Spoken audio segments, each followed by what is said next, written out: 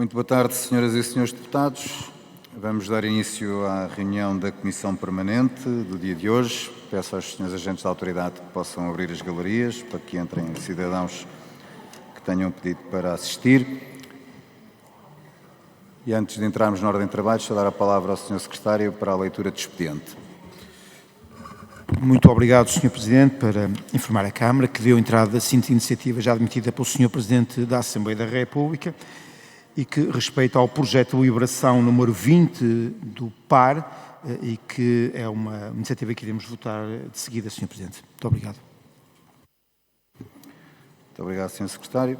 Estamos também só à espera que a Sra. Deputada Elsa Paes também se junte a nós para ficarmos com a mesa da Comissão Permanente completa. Portanto, o primeiro ponto da ordem de trabalhos será votações, será exatamente a votação do projeto de deliberação número 20 do PAR, convocação do plenário da Assembleia da República para o dia 25 de abril de 2025. Temos quórum de votação. Eu pergunto quem vota contra, quem se abstém. Aprovado por unanimidade. Fica então convocado o plenário para o dia 25 de abril. Vamos entrar no ponto 2, declarações políticas. São declarações políticas sem pedido de esclarecimento. A primeira será feita pelo grupo parlamentar do CDS-PP, que tem até 6 minutos para a sua intervenção. Será o Sr. Deputado João Almeida.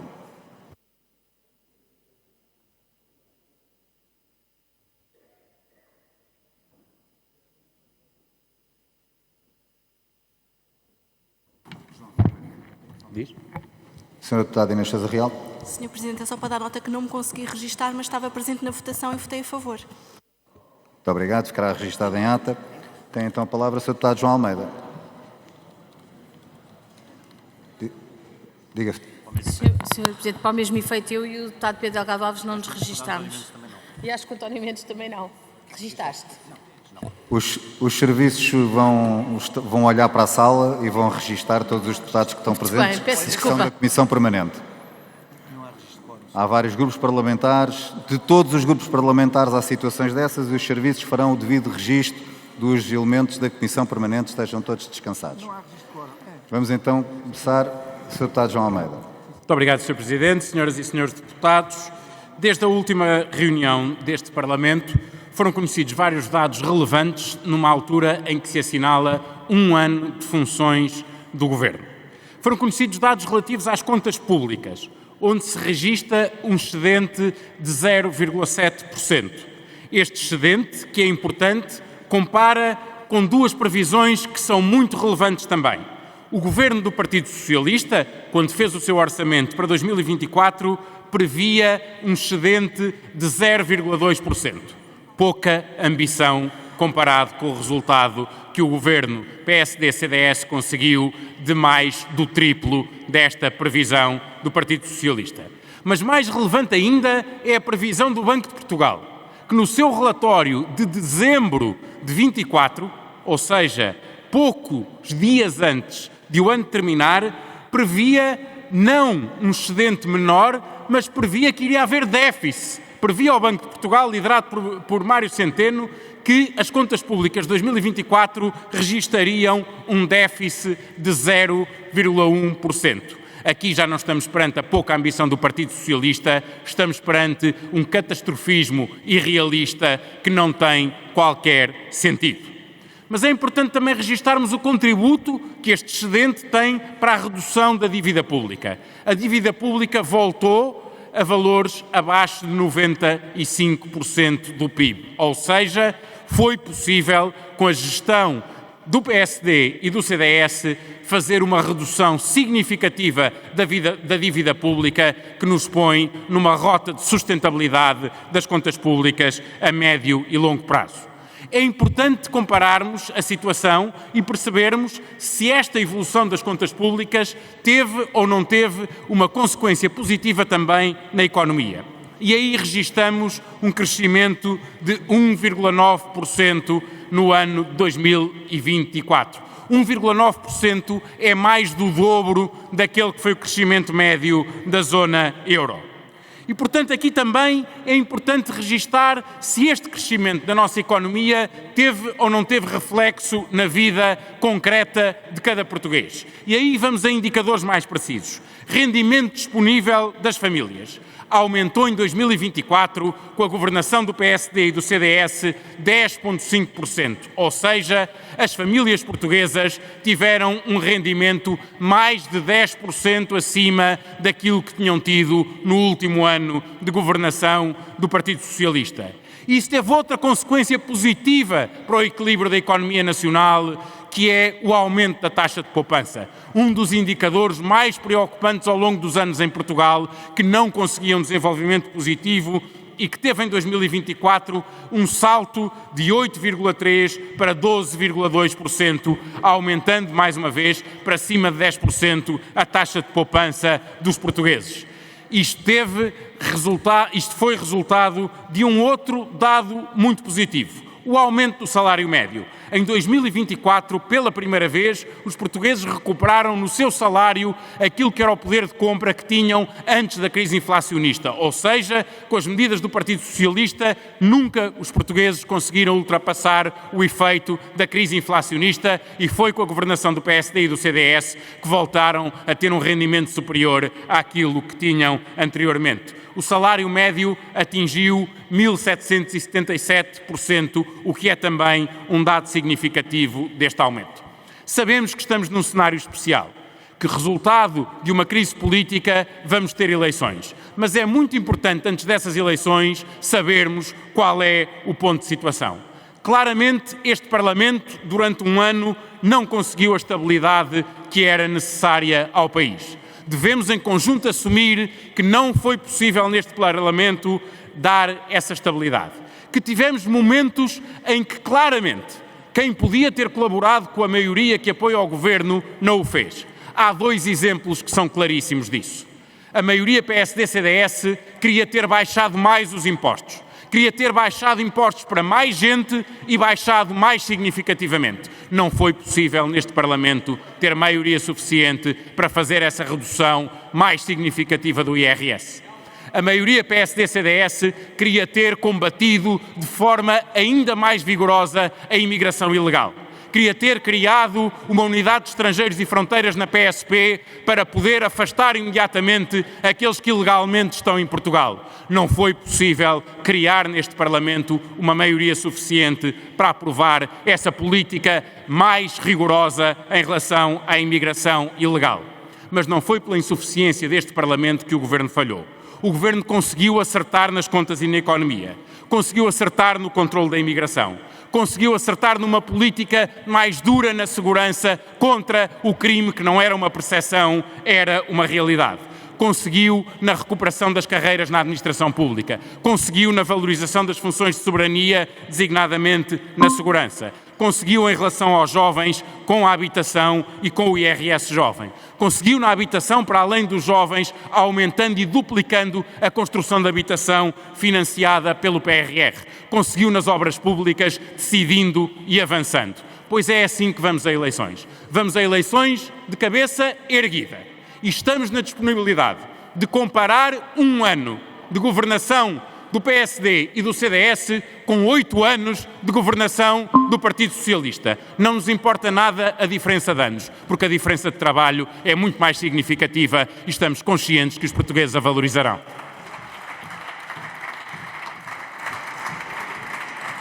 Muito obrigado, Sr. Deputado. A próxima declaração política é do Grupo Parlamentar do PSD. Tem a palavra o Sr. Deputado Pedro Coelho. Tem até 6 minutos também para a sua intervenção.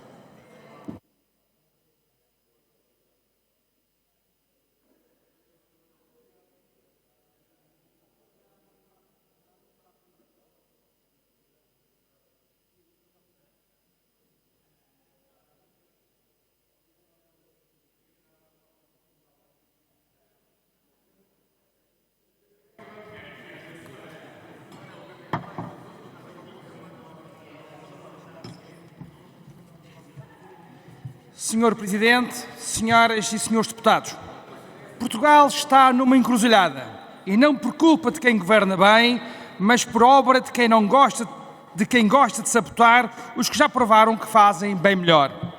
A rejeição da moção de confiança não foi mais do que um golpe com o intuito de derrubar o 24º Governo Constitucional liderado por Luís Montenegro e assim atirar o país para eleições antecipadas e para um pântano de incerteza.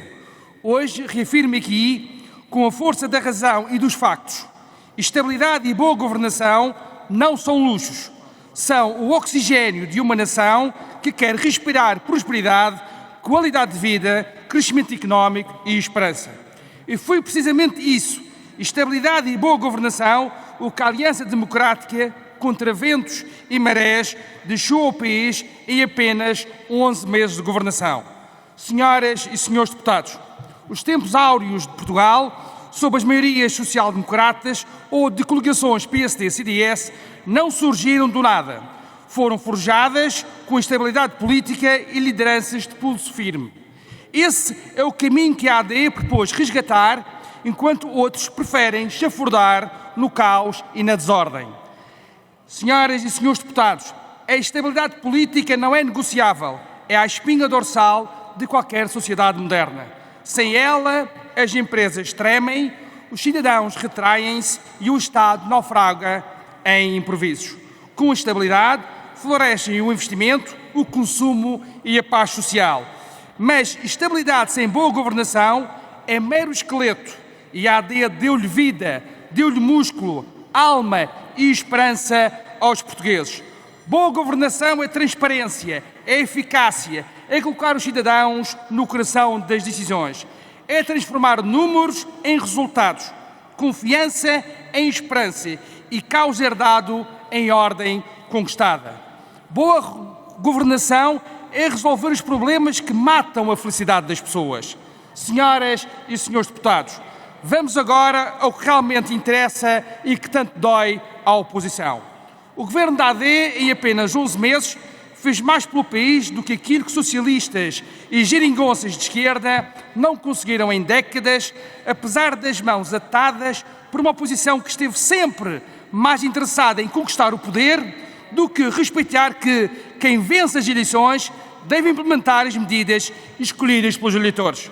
Boa governação é conseguir um excedente orçamental de 0,7% do PIB em 24, meio ponto percentual acima da previsão socialista, mesmo com todas as medidas adicionais que fizeram aumentar a despesa, nomeadamente acordos de carreiras, bónus nas pensões e com menos receita em virtude das alterações fiscais. Boa governação é reduzir a dívida pública para 94% do PIB. Boa governação é promover o crescimento económico, sendo que o PIB cresceu 1,9% em volume em 24, quase o dobro da União Europeia, que foi de 1%, e acima da previsão míope do PS, que era de 1,5%. A este propósito, o líder da oposição fala-nos em abrandamento. Se assim o é, pergunto, por que crescemos mais do que a Europa e acima das previsões socialistas? Boa governação é termos em fevereiro deste ano 5,2 milhões de pessoas empregadas, valor mais elevado desde fevereiro de 1998, com uma taxa de desemprego em termos homólogos que caiu 0,1 pontos face a fevereiro de 24. Boa governação é conseguirmos que em 2024 a remuneração bruta total mensal média por trabalhador se fixasse em 1.602 euros, um aumento de 6,3% relativamente a 2023. Boa governação é, por exemplo, duplicar a meta de habitação pública para 59 mil habitações até 2030 e isentar de IMT e imposto de selo para jovens até aos 35 anos. Boa governação é imprimir políticas económicas que potenciem um investimento que cresceu em 24, 2,3%. Boa governação transmite confiança e credibilidade aos mercados, sendo que recuperamos o rating da dívida pública para o critério A. Ou seja, enquanto os mercados nos aplaudem, os socialistas lamentam-se. Senhoras e senhores deputados, enquanto o PS fala em crise, em abrandamento, nós respondemos com obra feita. Tudo isto e haveria muito mais em apenas 11 meses de governação, com 3/4 do orçamento, com minoria e com diversas pedras no caminho, O PSD-CDS entregou para já o que o PS nunca imaginou e o país precisava.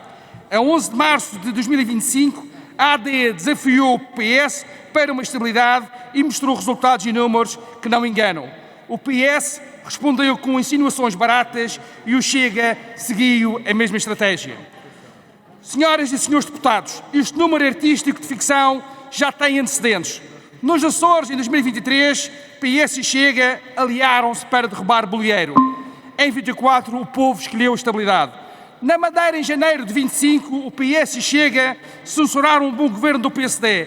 Em março, aqueles que censuraram foram censurados e perderam mandatos e votos. E Miguel Albuquerque teve o melhor resultado. Senhoras e senhores deputados, para concluir, a coligação PS-Chega foi uma emboscada desde o primeiro dia. O PS escolheu o partido em vez das pessoas. O Chega escolheu o caos em vez do país. Mas os portugueses, tal como nos Açores e Madeira, saberão dar-nos o troco. A razão está do nosso lado, os factos são as nossas armas e o povo será o nosso juiz. Muito obrigado.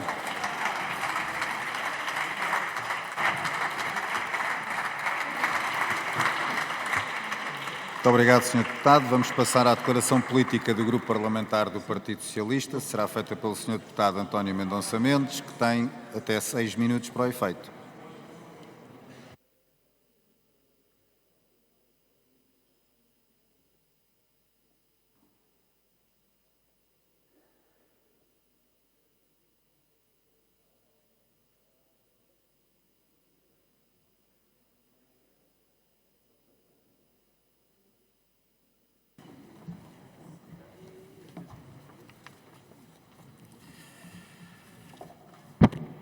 Sr. Presidente, senhoras e senhores deputados, o Governo da AD aumentou a carga fiscal sobre as empresas e sobre as famílias.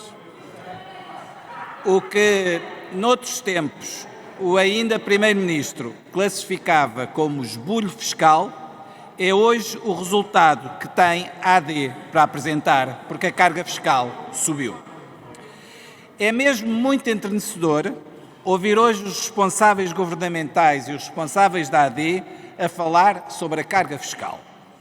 Hoje já os ouvimos falar em dinamismo económico, em mercado de trabalho em máximos, em salários a crescer. Hoje já os ouvimos falar em contribuições sociais e a sua contribuição para o peso da carga fiscal. Mas até agora ainda não ouvimos do Governo e dos responsáveis da AD um pedido de desculpa aos portugueses porque objetivamente estiveram sempre enganados e quiseram deliberadamente enganar os portugueses. Não vou poupar nas palavras, porque a palavra conta e deve haver memória. E o que os responsáveis da AD disseram na oposição e prometeram na caminhada para o Governo não bate certo com o resultado da carga fiscal que hoje apresentam e com a justificação que à mesma dão. A verdade, senhoras e senhores deputados, nua e crua é esta. O que o PSD e o CDS têm para apresentar como resultado é a segunda maior carga fiscal do século, repito, a segunda maior carga fiscal do século. Senhor Presidente, senhoras e senhores deputados, nem a habilidade que fizeram nas retenções da fonte de IRS no final do ano passado salvou o Governo do falhanço da sua palavra no que respeita à carga fiscal. Os portugueses começaram desde ontem a perceber que o nível de reembolsos do IRS cai este ano de forma substancial face ao ano passado. Muitos passarão de receber reembolso para ter que pagar imposto, e é já nas próximas semanas. Não estamos a falar apenas de reembolsos mais pequenos. Estamos a falar de trabalhadores que passam de reembolso a pagamento de imposto. E isto está a acontecer por exclusiva responsabilidade do Governo. Este Governo fez uma atualização das retenções na fonte de IRS de uma forma cujo propósito é, a todos os níveis, censurável. O Governo fez um truque de ilusionismo fiscal no ano passado com a revisão das tabelas de retenção na fonte. Um truque de ilusionismo com 3 propósitos. Primeiro, o de criar a percepção de recuperação de rendimentos dos portugueses e ganhar boas vontades. Em segundo lugar, para induzir o consumo privado em época natalícia para apresentar um crescimento do PIB melhor no último trimestre do ano. E em terceiro lugar, para diminuir o saldo orçamental do ano passado, procurando corroborar o primeiro embuste deste Governo de que teria herdado contas pior do que aquelas que efetivamente herdou. Senhoras e senhores deputados, é imperdoável o que fizeram aos portugueses e ao país. A conta de IRS que milhares de portugueses terão de pagar nas próximas semanas é o preço da leviandade deste Governo e que a este Governo deve ser cobrado. Senhor Presidente, senhoras e senhores deputados, caiu a máscara ao Governo e à AD com a subida da carga fiscal. Como já tinha caído a máscara quando prometeram baixar 1.500 milhões de euros de IRS, que afinal eram só 300 milhões. Como já tinha caído quando disseram que o Orçamento de Estado não aumentava nenhum imposto e depois aumentaram os impostos sobre os combustíveis. Como cai agora a máscara com os reembolsos de IRS a encolher ou as pessoas a passarem a pagar imposto já nas próximas semanas. Este é um Governo com uma máscara, mas uma máscara que cai na primeira curva. Lembremos-nos da isenção de IMT para os jovens. Esta isenção de IMT é hoje paga por esses mesmos jovens no aumento do preço que se verificou nas casas que compram. Resta dessa política menos receita para o Estado, mais lucro para os agentes imobiliários e casas mais caras para os jovens. Senhor Presidente, senhoras e senhores deputados, a ilusão fiscal deste Governo é visível e acabou. E quando acaba a ilusão, aquilo que sobra é mesmo a realidade. E a realidade é só uma. As famílias e as empresas pagam mais ao Estado com a AD. As famílias veem os reembolsos de IRS a encolher, fizeram um IRS para os jovens que é pago por eles e pelos seus pais no aumento dos impostos sobre os combustíveis, fizeram um IMT jovem que é pago por esses mesmos jovens no preço das casas. Luís Montenegro dizia na oposição: vamos baixar os impostos sem truques. Pois bem, a ilusão está desfeita, aguardamos um pedido de desculpas aos deputados da AD. Muito obrigado.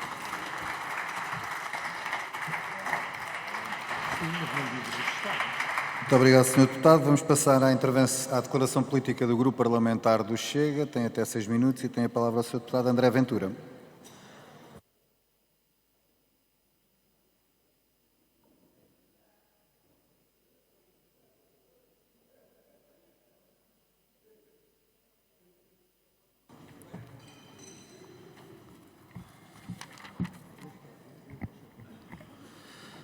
Senhor Presidente, senhores deputados, o país caminha para mais um ato eleitoral nos próximos dias, nas próximas semanas. Temos hoje a certeza de uma coisa: houve um único responsável por esta crise política, houve um único responsável por esta crise eleitoral. Houve um responsável por escolher-se a si próprio em vez do país. Esse responsável que preferiu atirar o país para o conflito político e para a instabilidade, chama-se Luís Montenegro, é Primeiro-Ministro de Portugal e deve ser responsabilizado pelo cenário que criou em Portugal. Porém, como em todas as eleições, convém perceber onde chegamos, por que chegamos e para onde vamos a partir de agora. Portugal tem hoje o mais difícil acesso à habitação da OCDE.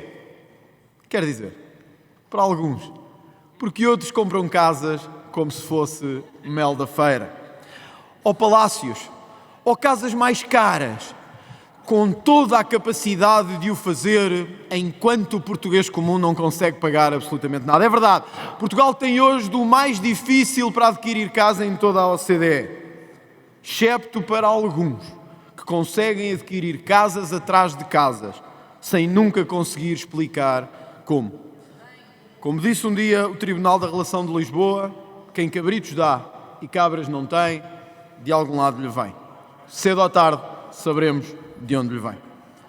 Mas o país também assistiu a um aumento brutal e significativo de criminalidade nos últimos tempos.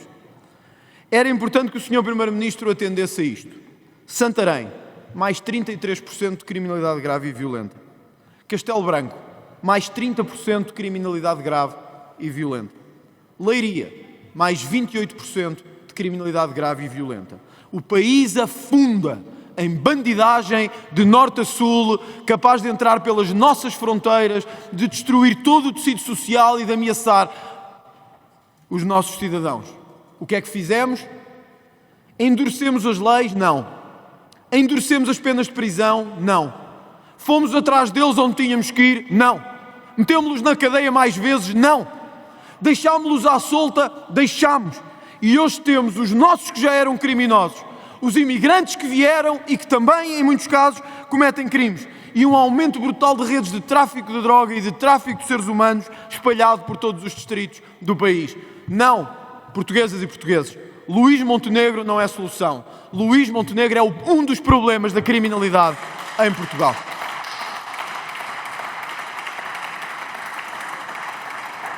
O desespero, porém, não se deixou de fazer sentir. E ontem o Governo veio falar de imigração, finalmente. A 40 dias da campanha eleitoral cessar e de termos a chamada às urnas, o Governo percebeu o que o Chega anda a dizer há 6 anos. Temos imigrantes a mais. O Governo percebeu o que o Chega anda a dizer há 5 anos ou 6. Que os imigrantes têm que ser controlados e as fronteiras têm que ser controladas. Mas nem no dia da propaganda o Governo conseguiu fazer o que devia em matéria de imigração. Pois à medida que diz que Portugal se torna, palavras de Leitão Amaro, um dos países da Europa com maior percentagem de imigrantes, palavras de André Ventura em 2020, Portugal vai se tornar um dos países da Europa com maior percentagem de imigrantes. Mas mesmo nesse dia, o Governo anuncia uma via verde para a imigração, de que em 20 dias conseguirão um título de residência. Senhor Primeiro-Ministro, o Sr. Primeiro-Ministro tem que se entender. Ou quer um país controlado na imigração, capaz de pôr fim aos fluxos de imigração, ou quer um país de máfias, de clandestinidade e de bandalheira, que é o que já existe em grande parte dos distritos deste país. É isso que tem que compreender. Hoje, porém, assistimos ao último número deste ilusionismo. Um governo que fingiu estar num Conselho de Ministros para ir fazer propaganda para o mercado do bolhão.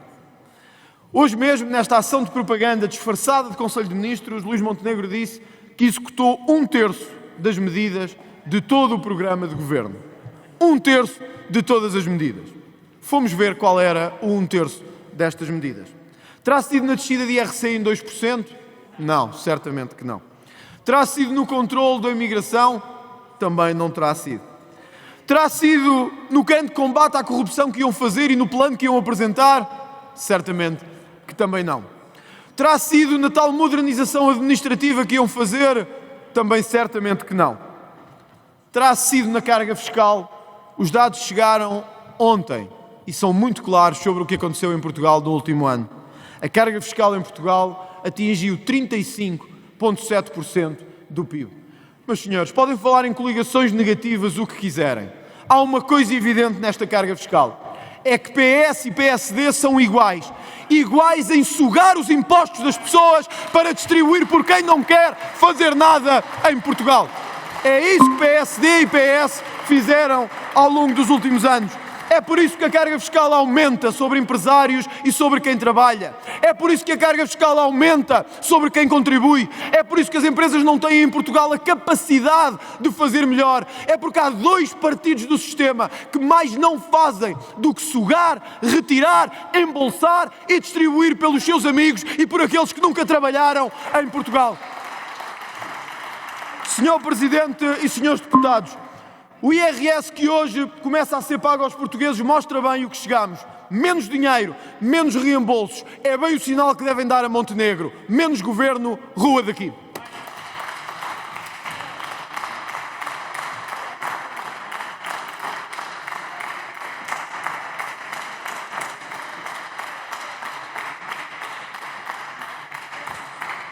Muito obrigado, Sr. Deputado. Vamos passar à declaração política do Grupo Parlamentar da Iniciativa Liberal. Tem a palavra a Sra. Deputada Mariana Leitão. Tem até 6 minutos para o efeito.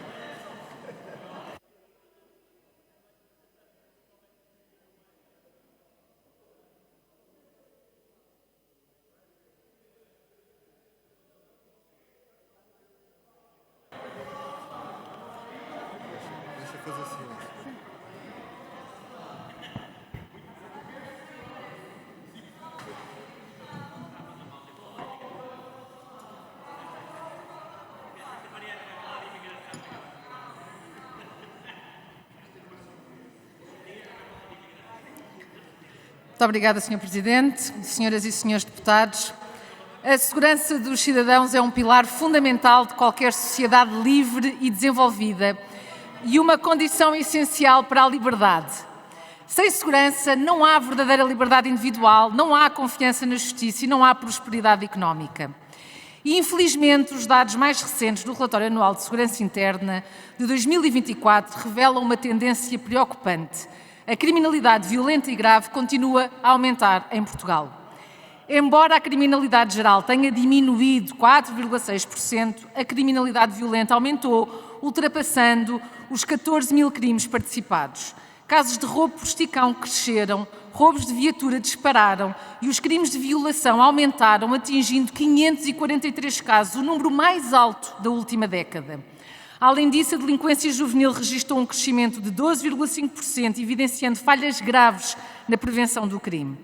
Estes números não podem ser ignorados e o panorama, embora que ainda não seja catastrófico, exige uma resposta rápida, eficaz e adaptada aos tempos atuais. Por isso, a questão que se impõe é o que fazer para inverter esta tendência. O primeiro passo para combater eficazmente a criminalidade é garantir que as forças e serviços de segurança têm os meios necessários para atuar. Mas a realidade é que hoje os nossos agentes enfrentam falta de recursos, efetivos envelhecidos e dificuldades operacionais. Num cenário de crescente criminalidade organizada, de criminalidade informática e de novas formas de violência, as forças de segurança não podem continuar a operar com equipamentos completamente ultrapassados. Precisamos de um investimento urgente em tecnologia que permita a detecção precoce de crimes e o combate eficaz à criminalidade organizada. Infelizmente, ainda observamos que muitas das nossas polícias operam com equipamentos antiquados, o que dificulta a eficácia na resposta a este tipo de criminalidade. Desde viaturas obsoletas a sistemas de comunicação que não são compatíveis com as tecnologias mais recentes, as forças de segurança estão a ser colocadas numa posição em que, muitas vezes, a falta de meios impede uma resposta rápida e eficiente. Nada disto é novidade. Pouco ou nada foi feito nos últimos anos. Além disso, e ainda no âmbito da falta de recursos, uma questão fundamental para a eficácia operacional é a necessidade de equipá-las com meios não letais. A utilização de armas de fogo deve ser sempre a última opção, especialmente em situações de confronto com suspeitos ou em operações de controle de distúrbios públicos. A utilização adequada de meios não letais pode ser decisiva para resolver situações de risco, minimizando danos e, ao mesmo tempo, garantindo a segurança pública, protegendo a vida tanto dos agentes como dos cidadãos. Outro ponto essencial para uma reforma eficaz das nossas forças de segurança é a criação de uma carreira administrativa. Atualmente, as forças de segurança enfrentam dificuldades não só na linha da frente, mas também na gestão de processos administrativos, que consomem uma quantidade significativa de tempo e recursos. A burocracia excessiva impede que os agentes se concentrem no combate ao crime e na proteção dos cidadãos. A criação de uma carreira administrativa especializada dentro das forças de segurança permitiria melhorar a eficiência do trabalho policial, como também permitiria que os agentes de segurança se concentrassem nas suas funções de segurança pública sem a necessidade de se desviarem para tarefas administrativas. Isto permitiria também que as forças de segurança se aproximassem das comunidades que servem. Por isso, o policiamento de proximidade deve ser uma das principais prioridades da nossa estratégia de segurança. Este modelo permite que os agentes conheçam as realidades locais, estabeleçam relações de confiança e, assim, possam antecipar e prevenir crimes de forma mais eficaz. A proximidade entre os polícias e as comunidades facilita a identificação de problemas antes que se tornem graves e permite que as forças de segurança construam um relacionamento de confiança mútua.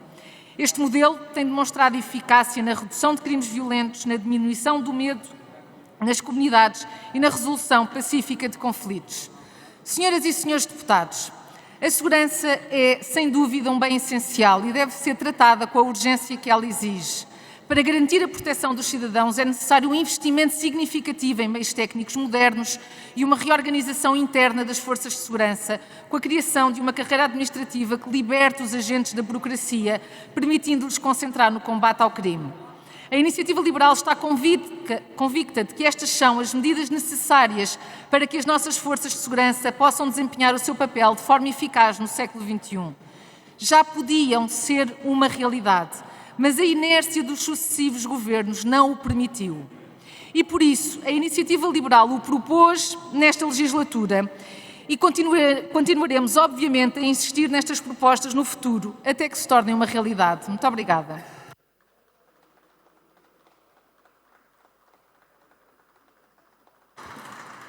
Muito obrigado, Sra. Deputada. Vamos passar à declaração política do Grupo Parlamentar do Bloco de Esquerda. Tem a palavra o Sr. Deputado Fabiano Figueiredo. Tem até 6 minutos para o efeito.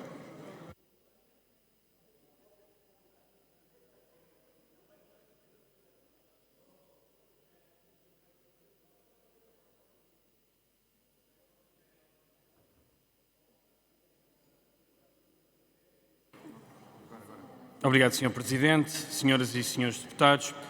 Portugal é um país extraordinário, o que nos leva a sermos visitados anualmente por milhões de pessoas. Em 2024 foram mais de 30 milhões de hóspedes, quase 20 milhões de turistas. Os motivos são conhecidos. Somos um dos países mais seguros do mundo, paisagisticamente diverso, muitas horas de sol, clima ameno, praias acessíveis, boa gastronomia, um povo acolhedor. Promover o destino de Portugal não é de longe uma das tarefas mais difíceis com que um publicitário se pode confrontar. É mesmo daqueles casos em que o produto se vende por si próprio. O peso do turismo no PIB português bate um recorde atrás do outro, atualmente já pesa quase 13%, o que corresponde a mais de 30 mil milhões de euros. Somos o 5º país do mundo em que o turismo mais pesa no PIB. Apesar disso, o Governo pretende que o turismo chegue mesmo a 20% do PIB, 14 vezes a alta Europa. Para os próximos anos está prevista a abertura de 200 novos hotéis, 82 na área metropolitana de Lisboa, 54 só na cidade de Lisboa. O aumento de 16% da capacidade hoteleira numa cidade que já tem 334 hotéis. No Porto, devem abrir 122 novos hotéis, um aumento de mais de 60% da oferta atualmente existente. A estes dados extraordinários somam-se outros igualmente extraordinários. O investimento imobiliário cresceu 54% em 2024, fixando-se em 2,3 mil milhões de euros. Os fundos de investimento imobiliário atingiram níveis recorde de rentabilidade de 34%. Os fundos nacionais gerem um valor histórico de 15,5 mil milhões de euros. Só um pequeno fundo do BCP valorizou uns extraordinários 2.600%.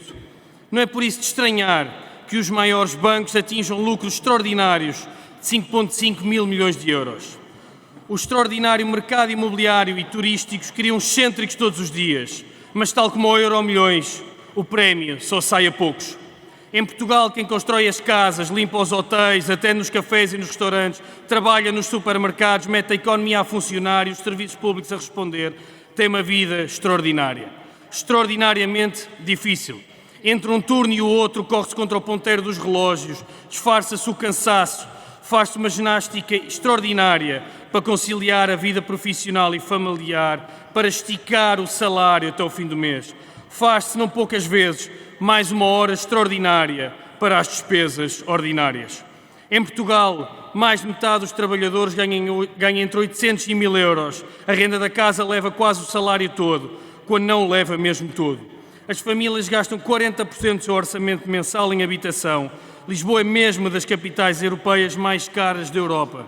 A OCDE mete-nos no pódio dos países em que é mais difícil comprar casa. O preço médio de uma casa em Lisboa são 360 mil euros, 360 meses de salário para a pagar. A renda média em Lisboa é de 1.220 euros, mais de um salário inteiro. Quem é que entre os milhões de trabalhadores e trabalhadoras que metem todos os dias o país a funcionar consegue pagar uma casa? Nós conhecemos a resposta. Este país de gente extraordinária, que faz o dia-a-dia um combate extraordinário, sai de casa dos pais cada vez mais tarde, divide a casa até aos 40, depende de apoios sociais para arrendar uma casa, vive na rua ou numa barraca, mesmo trabalhando todos os dias. A extraordinária crise da habitação que a direita agravou não necessita, no entanto, que inventemos medidas extraordinárias. É só mesmo aprender com os melhores exemplos europeus, com a maioria dos países da OCDE que intervém no mercado de arrendamento, com as medidas aplicadas na Alemanha e nos Países Baixos que impõem limites nas rendas, com as várias cidades europeias que regulam de forma eficaz o turismo, com quem enfrenta a especulação imobiliária e taxa a banca para investir em habitação pública a custos acessíveis. Baixar as rendas, baixar o preço da casa, está à distância da coragem da decisão política. É para isso que o Bloco de Esquerda cá está, cá estamos, todos os dias, para ter a coragem de responder à maioria deste país, que todos os dias faz coisas extraordinárias, apesar das dificuldades que carrega às costas, todos os dias, de forma extraordinária. Muito obrigado, Sr. Deputado. Vamos passar à declaração política do Grupo Parlamentar do Partido Comunista Português, até 6 minutos também. Tem a palavra o Sr. Deputado António Filipe.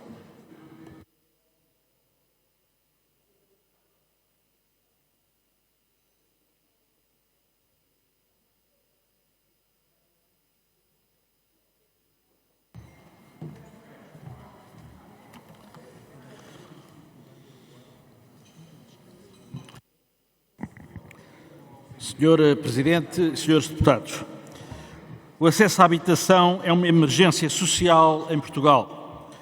Um estudo divulgado recentemente pela Caritas refere que em 2023 havia 13 mil pessoas a viver em situação de sem-abrigo, mais do dobro em comparação com 2018. Em 2023, quase 5% da população vivia em sobrecarga das despesas de habitação. Em simultâneo, aumentou para 12,9% a taxa de sobrelotação de habitação. A taxa de privação severa das condições de habitação aumentou para 6%, depois de ter estado nos 4,1% em 2019.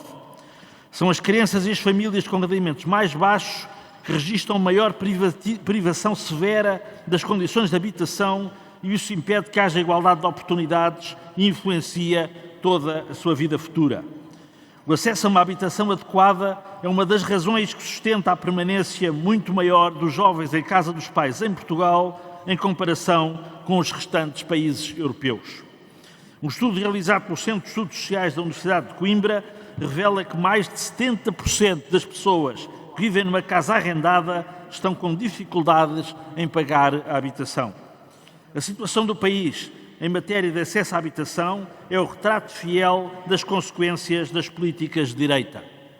Com 3 milhões e 400 mil trabalhadores a ganhar menos de 1.000 euros por mês, com o preço das casas a duplicar em poucos anos e a atingir preços incompatíveis com os rendimentos da esmagadora maioria dos portugueses, com a precarização dos contratos de arrendamento, a facilitação dos despejos e o aumento especulativo das rendas, em consequência da famigerada lei das rendas, que tanto o PS como os partidos da direita se recusam a alterar.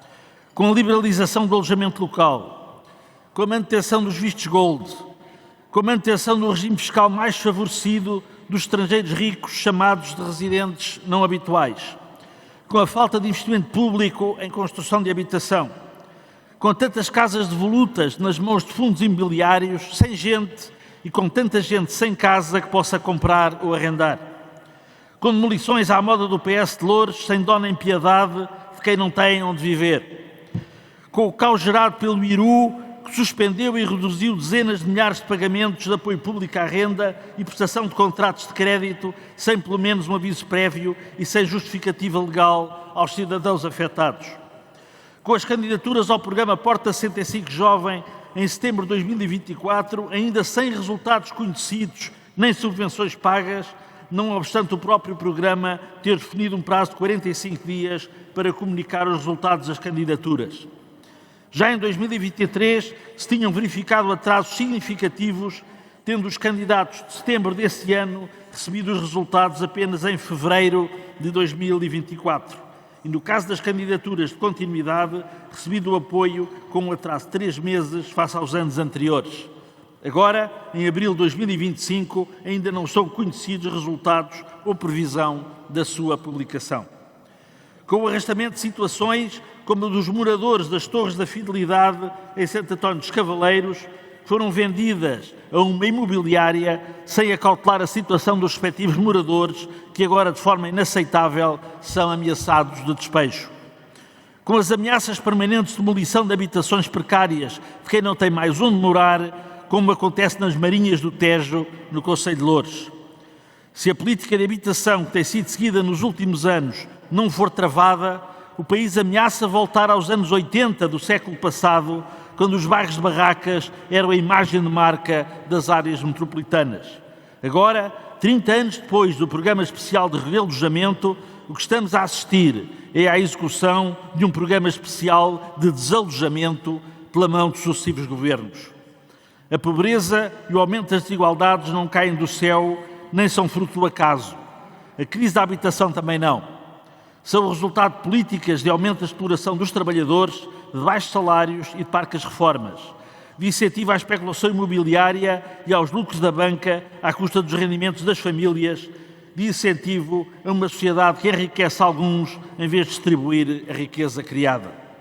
O que o país exige é uma política de habitação em que o Estado assuma as suas responsabilidades na promoção direta de habitação pública acessível, na regulação do mercado habitacional, garantindo a estabilidade dos contratos de arrendamento e a limitação dos aumentos das rendas, na limitação dos lucros injustificados da banca à custa das famílias endividadas, na regulação do alojamento com fins turísticos, na eliminação de benefícios fiscais injustificados aos estrangeiros ricos que fazem aumentar de forma exorbitante os preços da habitação em Portugal. Senhoras e senhores deputados, hoje, dia 2 de abril, dia em que passam exatamente 49 anos sob a aprovação da Constituição da República, é preciso lembrar que o artigo 65 consagra o direito de todos a uma habitação digna e o dever do Estado de a assegurar não pode continuar a ser esquecido pelos governos. O PCP não o esquece e assume de pleno essa responsabilidade perante o povo português. Disse. Muito obrigado, Sr. Deputado. Vamos passar à declaração política do Grupo Parlamentar do LIVRE. Tem até 6 minutos também. Tem a palavra a Sra. Deputada Isabel Mendes Lopes.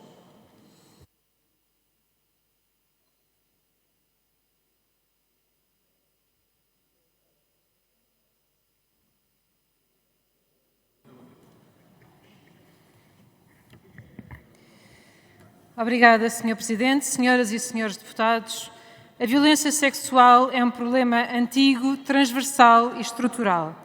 Há séculos que as mulheres, jovens e adultas, gritam contra a violência de que são vítimas. E não é uma coisa isolada, é algo transversal. Quantas de nós, desde pequenas, foram alvos de assédio na rua, se viram em situações desconfortáveis, quando muitas vezes do outro lado nem sequer há essa percepção do desconforto, dessa sensação de insegurança? Eu consigo afirmar, sem qualquer dúvida, que todas nós, em determinada altura das nossas vidas, ou em várias alturas das nossas vidas, passaram por situações de violência sexual. E sabemos que estamos muito longe de resolver este problema, como nos mostram os números aterradores da violência doméstica, como aumenta a violência no namoro, como nos mostra o aumento do discurso de ódio nas redes sociais, como nos mostram as notícias dos últimos dias. O aumento do número de violações sexuais e o número preocupante do número de violações sexuais praticadas por adolescentes mostra como temos um problema sério de desigualdade, de misoginia, de não respeito pelo outro, de completa desconsideração por raparigas e mulheres. É que não estamos a falar de casos isolados. Falamos de uma conivência transversal com este desprezo, esta desconsideração, esta violência contra as mulheres. Não são apenas os agressores que estão aqui em causa. É também quem assiste e nada faz. Quem assiste e quem acha normal. E são os milhares de pessoas que viram o vídeo da suposta violação em Loures nas contas de 3 influencers e que não a denunciaram. São os milhares de pessoas que viram os anúncios de Dominique Pellicot para homens desconhecidos violarem a sua, agora ex-mulher, e nunca denunciaram. São os 70 mil homens que estão num canal Telegram onde se partilham fotografias, vídeos não consentidos de raparigas e de mulheres, algumas delas menores de idade, e onde se fazem os comentários do maior nojo possível. Se calhar nem todos partilham, nem todos comentam, mas estão lá, são coniventes com aquele ódio diário, com aquela forma de olhar para as mulheres como algo abaixo de objeto que serve apenas para usar, abusar e violentar. E este é apenas um dos canais, porque existem milhares de canais por essas redes fora. A violência contra as mulheres, contra as pessoas particularmente vulneráveis, incluindo crianças, jovens e mulheres trans, por exemplo, vem diretamente da tolerância social e transversal que existe em relação ao sexismo. A violência não é inata. A violência é aprendida, é mimetizada, é transmitida geracionalmente. E é por isso que temos de tratar este assunto com a dimensão que ele tem, de forma transversal e de forma estrutural. E é por isso que nós falamos tanto da importância da disciplina de cidadania e desenvolvimento, senhoras e senhores deputados. Até porque uma sociedade com maior igualdade é também uma sociedade melhor para mulheres e também para homens. Há alguma dúvida de que muita da violência contra as mulheres vem também ela de um lugar de sofrimento muito profundo? A série Adolescência, falada em todo o mundo, é um grande exemplo do problema que temos em mãos e de como o que temos não serve ninguém. Não é bom para ninguém. É mortal para raparigas e é terrível para rapazes. É que nós precisamos mesmo de falar e, sobretudo, de agir sobre isto. E há muito para fazer. O Código Penal precisa de ser revisto, precisam de ser alargadas as penas e, sobretudo, os prazos de prescrição. Precisamos de incluir novos tipos de criminalidade que todos os dias são praticados, quer no formato físico, quer no formato digital. Há crimes que precisam de mudar de nome para corresponder ao conhecimento que existe atualmente. É preciso também abordar o trauma que a violência deixa como marca profunda nas vítimas e nas pessoas da sua confiança. As famílias, os amigos, as comunidades, este trauma tem de ser reconhecido, tem de ser abordado para quebrar os ciclos de violência e para apoiar as vítimas. Temos de ter centros de atendimento e apoio especializado para as vítimas, com meios financeiros e humanos, sim. E também a justiça, as forças de segurança, a saúde são áreas-chave na resposta e na reparação. É preciso mais formação para profissionais e é, sobretudo, preciso reconhecer que este é um problema transversal e que não pode ser de forma nenhuma desvalorizado, de forma nenhuma nem passar impune, como muitas vezes passa. E temos mesmo também de falar sobre o problema da internet e das redes sociais, que levam à misoginia, que levam ao ódio, que levam à desumanização para dentro dos quartos de tantos adolescentes sem as famílias darem conta. Eu há pouco dizia que este problema não é bom para ninguém, mas na verdade menti. Este problema é muito bom para quem lucra com o discurso de ódio, quem se aproveita do sofrimento alheio para enriquecer. E há muita gente a enriquecer com o sofrimento alheio. O online, as redes sociais, quem as utiliza e quem as detém, tem de ser monitorizado, tem de ser responsabilizado, não só pela produção e circulação de material ofensivo, discriminatório, violento, ilegal, mas também porque dá dinheiro, pela capitalização financeira e mediática que permita que exista esta divulgação e a partilha destes conteúdos. Hoje é dia 2 de abril e celebramos 49 anos da aprovação da nossa Constituição. Mas, na verdade, nós estamos ainda longe de uma verdadeira igualdade em Portugal. Temos muito para fazer para combater esta violência contra as mulheres e devemos ter esta prioridade. Devemos esta prioridade às vítimas e a todas as meninas, raparigas e mulheres e também rapazes que têm o direito a viver livres no nosso país. Muito obrigada.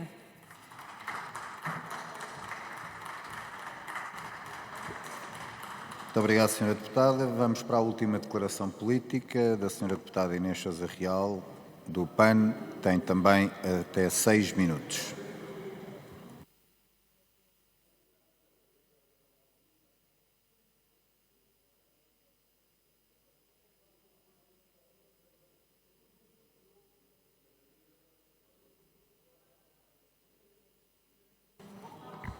Muito obrigada, Sr. Presidente, senhoras e senhores deputados. Não podemos deixar de começar esta intervenção sem evocar o 49º aniversário da aprovação da nossa Constituição. E embora alguns neste Parlamento queiram e já tenham dito que o lugar da Constituição era no caixote do lixo, a verdade é que a Constituição da República Portuguesa continua a ser um farol para a liberdade, para os direitos fundamentais e continua a ser a garantia de um Estado social forte que toma partido a favor do direito à saúde, do direito à educação e do direito à habitação. Continua também a ser a porta para uma economia com justiça social e sustentabilidade, para um país com mais solidariedade intergeracional e que respeita o ambiente. Pelo que levarmos o pioneirismo da Constituição para a vida das pessoas, explicar às pessoas como queremos fazer deste pioneirismo realidade nas suas vidas, deve ser um guião e um ponto de partida para todos os partidos do campo democrático na campanha que agora se aproxima e na próxima legislatura. Mas no final de um ciclo político e na antecâmara de mais uma campanha eleitoral, é essencial que cada força política diga ao país o que é que andou a fazer neste ano de trabalho parlamentar. O PAN termina a sua legislatura com a consciência tranquila de ter sido, pela segunda vez consecutiva, o partido mais produtivo do Parlamento, com 250 propostas apresentadas. A nossa capacidade de construir consensos para melhorar o país ficou visível quando, no Orçamento de Estado, aprovámos 46 propostas e fomos mesmo o partido da oposição que mais propostas aprovou. A vontade do PAN em construir consensos fica patente quando, no processo legislativo, aprovámos também 63 propostas, sendo de longe o partido com a melhor média de aprovações por deputado e tendo, inclusive, aprovado um maior número de propostas do que o Governo e que o próprio PSD e CDS que o suportam. E não são apenas números, são-se medidas que fazem a diferença na vida das pessoas e do país.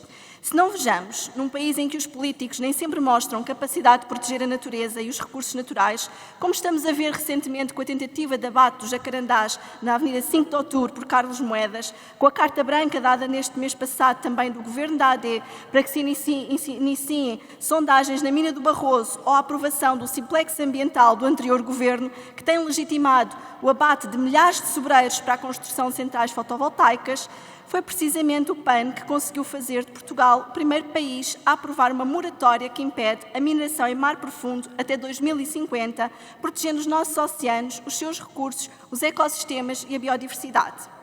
Também neste Parlamento, o PAN conseguiu afirmar o direito das gerações futuras a um clima estável, garantindo quer que a construção do aeroporto de Alcochete, quer o alargamento previsto para o aeroporto em Humberto Delgado ou o aeródromo de Cascais sejam sujeitos à avaliação de impacto ambiental. Senhoras e senhores deputados, mas não esquecemos também o que se passa lá fora. Vivemos num país em que a violência sexual continua a ser uma marca negra na vida das mulheres, raparigas e meninas, e em que continua tanto por fazer, como aliás vimos na semana passada, com a preocupante impunidade do abjeto caso de violação de uma rapariga de 16 anos em Loures. Olhando para o RASI deste ano, vemos que o número de violações aumentou 9,9%. Que o abuso sexual continua a ter números muito preocupantes e que as redes sociais e as aplicações digitais estão a assumir-se cada vez mais como um instrumento de violência sexual. E embora tenha sido, nesta legislatura, a legislatura mais curta da história da nossa democracia, a verdade é que, pela mão do PAN, conseguimos garantir que a violência sexual baseada em imagens pudesse passar a ser denunciada no portal da queixa eletrónica e que as vítimas de assédio pudessem contar com um guia que lhes diga quais os seus direitos e como os defender.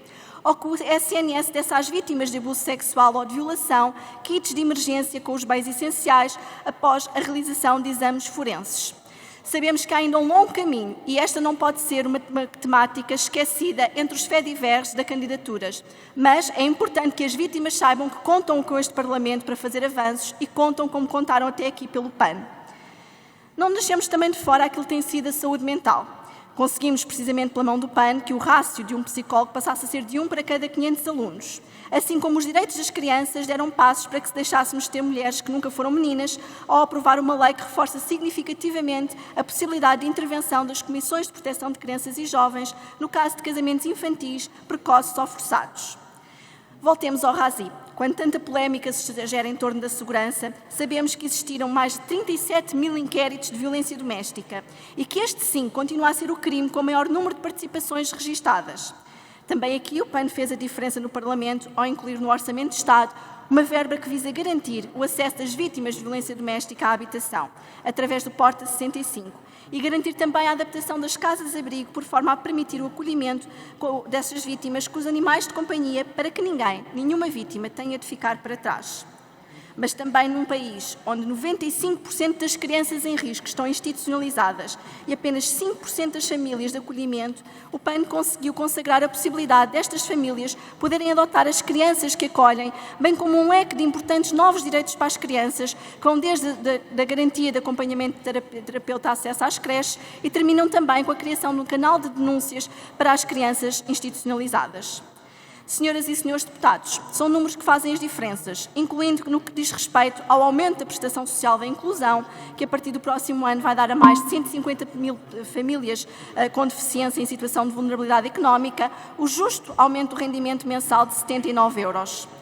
E num país onde há pouco mais de um ano se discutia se era inconstitucional criminalizar os maus-tratos a animais, em que há mais de 40 mil animais de companhia acolhidos anualmente e onde sabemos que pela mão deste Governo a vontade era voltar a abater, foi precisamente pela mão do PAN que conseguimos a maior verba de sempre no Orçamento de Estado, porque travamos aquilo que são recuos que esta governação da AD pretende promover no nosso país.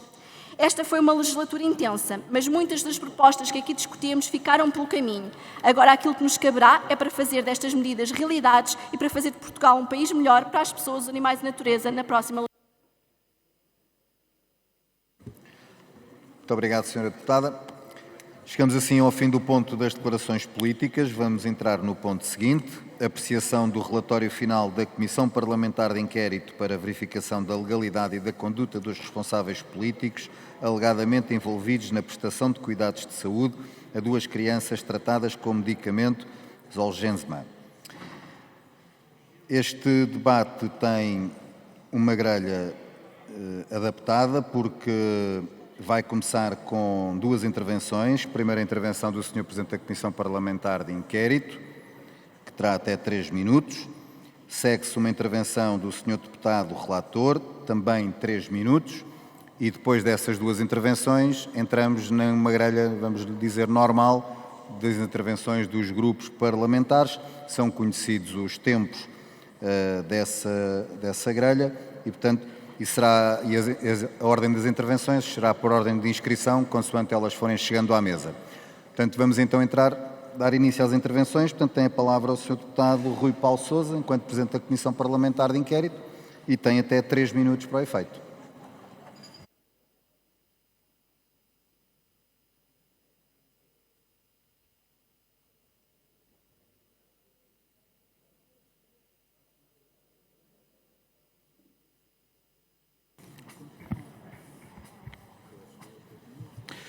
Senhor Presidente, senhoras e senhores deputados, esta é a minha última intervenção como Presidente da Comissão Parlamentar de Inquérito para verificação da legalidade e da conduta dos responsáveis políticos alegadamente envolvidos na prestação de cuidados de saúde a 2 crianças gêmeas, sublinho, gêmeas, tratadas com medicamento Zolgensma. Esta também foi a última vez que disse o nome completo desta CPI por imposição de um tribunal à Assembleia da República. Esta comissão, constituída potestativamente pelo Grupo Parlamentar do Chega, tomou posse e iniciou os seus trabalhos no dia 22 de maio de 2024. Durante este período foram realizados 40 plenários desta comissão, efetuadas 19 reuniões de mesa e coordenadores e realizadas 37 audições públicas a depoentes, num total de 78 horas e 54 minutos. Todo este trabalho só foi possível, em primeiro lugar, devido à dedicação e empenho dos funcionários dos serviços da Assembleia da República e dos assessores dos grupos parlamentares. A todos quero deixar o meu agradecimento e reconhecimento pelo seu excelente trabalho. Em segundo lugar, quero agradecer aos senhores deputados, membros desta CPI, a forma dedicada, exemplar e digna com que sempre pautaram o seu trabalho e participação nesta comissão e a forma como sempre colaboraram na boa condução dos trabalhos. Não posso também deixar de agradecer ao Sr. Presidente da Assembleia da República e ao seu gabinete toda a colaboração prestada. Esta foi uma comissão pautada também por questões legais, sendo uma delas os diversos pareceres pedidos no seu âmbito. Todos eles tendo como objetivo verificar os poderes das comissões parlamentares de inquérito quanto à possibilidade de solicitar a pessoas singulares determinado tipo de comunicações. Estes pareceres tiveram um efeito negativo nos trabalhos desta Comissão, no sentido da imposição de limites na obtenção de informação relevante para a condução dos trabalhos da mesma. E não só afetaram os trabalhos desta Comissão, como também de todas as outras foram constituídas após esta CPI. É preciso não esquecer que a impossibilidade de obter determinadas provas, especialmente no que diz respeito a comunicações digitais, torna difícil os trabalhos de qualquer Comissão Parlamentar de Inquérito. E, por fim, para além da questão dos pareceres, foram intentadas 2 ações judiciais pela mãe das crianças contra a Comissão Parlamentar de Inquérito e contra a Assembleia da República. Ambas tiveram como principal objetivo intimidar e condicionar os trabalhos da CPI dos seus deputados, tentando, por um lado, impedir por parte desta Comissão a obtenção de documentação relativa ao objeto de inquérito, documentação essa que foi sempre obtida de forma totalmente legal, e, por outro lado, tentando obrigar a Assembleia da República e a Comissão Parlamentar de Inquérito a mudar o seu nome, eliminando a referência à palavra gêmeas. Senhoras e senhores deputados, não posso terminar esta última intervenção como Presidente desta Comissão Parlamentar sem dizer que, para mim, foi uma honra e um privilégio ter sido Presidente desta CPI. Desde o início da mesma e durante toda a sua duração, tentei sempre agir de forma digna, independente e isenta na condução dos trabalhos da mesma, tendo sido sempre com principais objetivos a eficácia.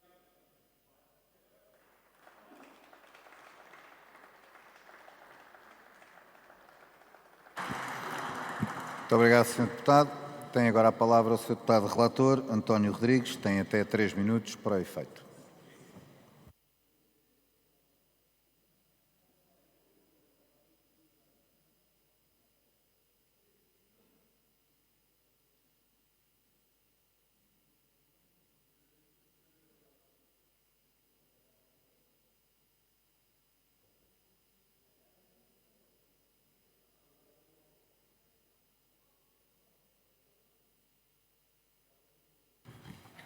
Sr. Presidente, senhoras e senhores deputados, pela primeira vez me dirijo a este plenário na condição de relator da Comissão Parlamentar de Inquérito, uma vez que o relator inicial não pôde concluir os seus trabalhos porque a Comissão entendeu não o fazer. Não obstante, e deixemos isto claro, o meu cumprimento especial à senhora relatora, porque discordando do relatório, teve o trabalho de o realizar e considerámos um trabalho digno, mas discordando dele, e foi com isso que fez com que a Comissão Parlamentar de Inquérito, porventura pela primeira vez, tenha chumbado um relatório na globalidade relativamente a esta matéria. E isto nos preocupou desde o princípio, porque os trabalhos de uma Comissão Parlamentar de Inquérito têm uma base, um fundamento, é serem imparciais, tentarem indagar dos factos que presidem a matéria que levaram e que deram origem, e nós tentámos fazer até ao fim. No entanto, não tendo sido possível aprovar o relatório inicial, apresentou-se um relatório alternativo, elaborado por um conjunto de deputados, nomeadamente do PSD, que teve o cuidado de tentar, nos factos, ser o mais rigoroso possível, nos termos das audições todas que foram realizadas e nos termos também daqui que foi referenciado já pelo Presidente da Comissão, a quem saúdo e cumprimento pela imparcialidade com que dirigiu os trabalhos, e não posso deixar de o realçar, uma vez que a tarefa não era fácil. O relatório, no seu final, dividiu-se em 3 partes fundamentais. A primeira, a factual, em que, como vos disse, tentámos fazer um trabalho imparcial na decorrência das 37 audições que foram realizadas, as conclusões respectivas e as recomendações em termos de futuro. No que diz respeito à parte factual, ela deriva e consta do mesmo documento, mas na parte das conclusões havia e há um conjunto de circunstâncias e um conjunto de áreas que nos debruçámos com grande cuidado e com grande atenção. Nomeadamente no que dizia respeito e que constava do objeto inicial da CPI, nomeadamente quanto às questões da nacionalidade, do envolvimento da Casa Civil da Presidência da República, da intervenção do Ministério da Saúde, do envolvimento do Grupo Luzia da Saúde, do percurso do tratamento no Hospital de Santa Maria e, finalmente, no conjunto das questões que tinham a ver com o financiamento dos próprios hospitais no tratamentos desta natureza e desta dimensão. Julgamos que, do conjunto das conclusões, que foram não só as que advieram do relatório apresentado pelo PSD e contaram com propostas aceites e que contribuíram para o melhoramento do próprio relatório por parte do Partido Socialista e do PAN, e não posso também deixar de realçar o cuidado e a atenção que todos eles tiveram relativamente a esta matéria. No seu conjunto, julgamos que o trabalho que foi feito por todos os deputados tentou dignificar esta Assembleia. Aquilo que decorre de todo o relatório é exatamente isso, de uma forma imparcial, encontrar conclusões que tenham a ver com os factos e apenas e só com os factos, e não apenas com uma qualquer leitura política que se pudesse ter tido inicialmente a vontade de realçar. Foi nesse sentido que concluímos o trabalho, foi nesse sentido que assumimos a apresentação do relatório alternativo e foi com esse propósito que, no final, aprovamos.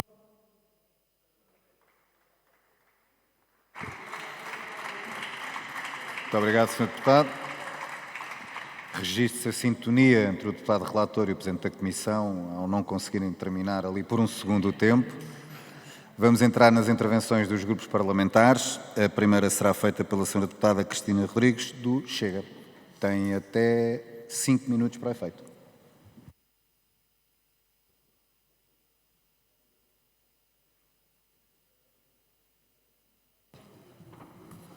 Muito obrigada, Sr. Presidente, senhoras e senhores deputados.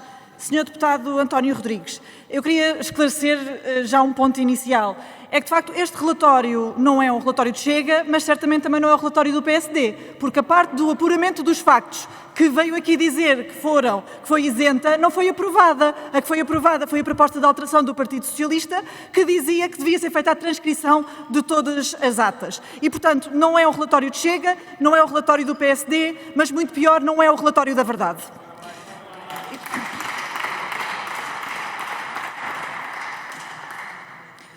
E queria começar por um caso específico, que é o caso da Maria, que tem 4 anos, tem a mesma doença das gêmeas luso-brasileiras e que em fevereiro foi noticiado que para angariar fundos para as terapias, em Santarém fez uma paella gigante. A mãe de Maria diz que não tem apoios suficientes do Estado nem para metade das necessidades da menina. Maria, filha de pais portugueses, a viver em Portugal. Já as gêmeas luso-brasileiras tinham cartão de cidadão há 5 minutos, chegaram, entraram no SNS, tiveram direito a acompanhamento médico de excelência, produtos de apoio, cadeiras elétricas em dobro, fisioterapia e o medicamento milionário Zolgensma. Os pais destas crianças nunca contribuíram com €1 para o Estado português. Obtiveram a nacionalidade com o fito de obter o medicamento, como de resto ficou evidente nesta CPI. Mas sabem qual é que é a diferença, senhores deputados, entre estas gêmeas e a Maria? É que os pais da Maria não são amigos do filho do Presidente da República. E é aqui que tudo começa. É aqui que as conclusões do relatório falham redondamente. A atuação do Presidente da República não foi especial, foi abusiva. E, portanto, os senhores deputados, ao negarem essa evidência, tornam-se cúmplices desse abuso. A prova obtida nesta CPI é mais do que suficiente para compreender o que aconteceu. Nuno Rebelo de Sousa, ou Pistolão, como preferirem chamar, queria ajudar os seus amigos. Escalou a situação quando entrou em contacto com o seu pai, que por acaso é o Presidente da República. E por isso sim, houve discriminação no tratamento e foi praticada por aquele que deve ser o garante do funcionamento regular das instituições. E por isso também sim, o Presidente da República teve uma atitude especialmente censurável. Para concretizar essa ajuda, precisou, no caso de Lacerda Salles, que bem sabendo das dificuldades a nível orçamental do Hospital de Santa Maria, bem sabendo que haviam outros pedidos nas mesmas circunstâncias, decidiu usar o seu poder e obrigar uma médica a admitir para tratamento 2 crianças que já estavam salvas, medicadas e acompanhadas noutro país. Tudo para agradar à família Rebelo de Sousa. E, portanto, estas 2 interferências políticas são claras como a água. E por isso também, durante toda a CPI, PS e PSD esforçaram-se por tentar dificultar o processo de obtenção de documentos, desviar a atenção das responsabilidades dos seus políticos, mesmo que isso custasse a verdade. Mas foi na apresentação do relatório que deixaram mesmo cair a máscara e perderam toda a vergonha.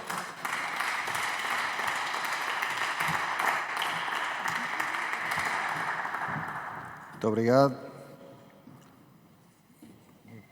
Depois tenho que só pôr ali mais 3 ou 4 segundos, que não parou no tempo devido. No Grupo Parlamentar do Chega, se faz favor. Próxima intervenção, e digo já que não há mais inscrições, e não havendo depois mais inscrições, eu vou encerrar o ponto, se não houver mais inscrições. A próxima intervenção será do Grupo Parlamentar da Iniciativa Liberal. Tem a palavra a Sra. Deputada Joana Cordeiro. E tem até 3 minutos para o efeito.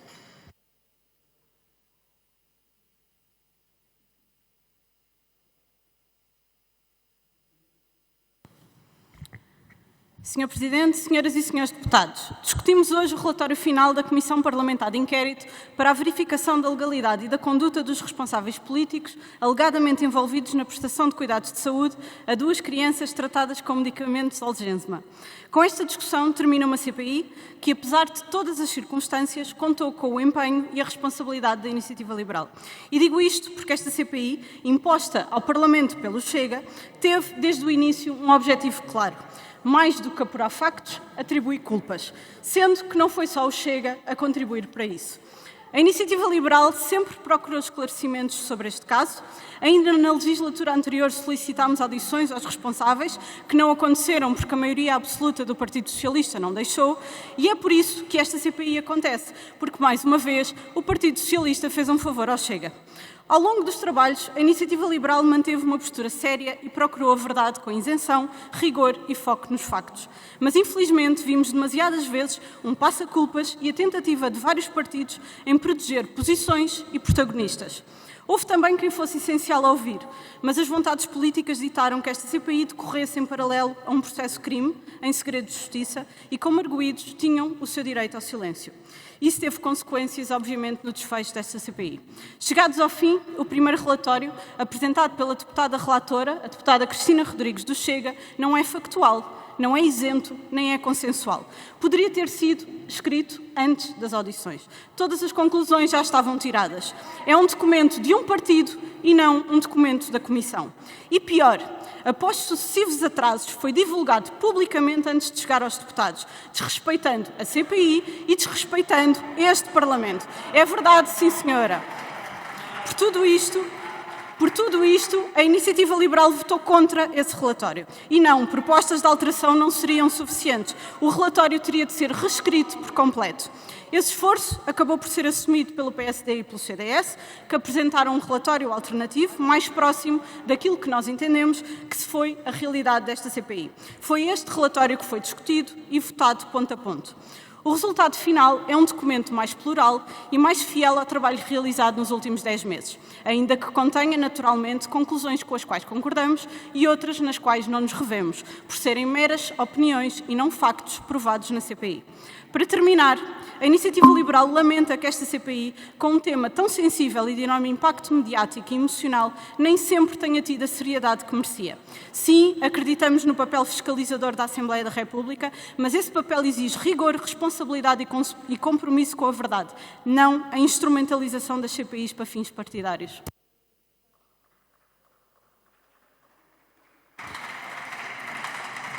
Muito obrigado, Sra. Deputada. A próxima intervenção é da Sra. Deputada Inês Sousa Real, do PAN. Tem até 1 minuto para o efeito. Muito obrigada, Sr. Presidente, senhoras e senhores deputados. Este relatório que aqui hoje discutimos conseguiu assegurar o equilíbrio e a objetividade.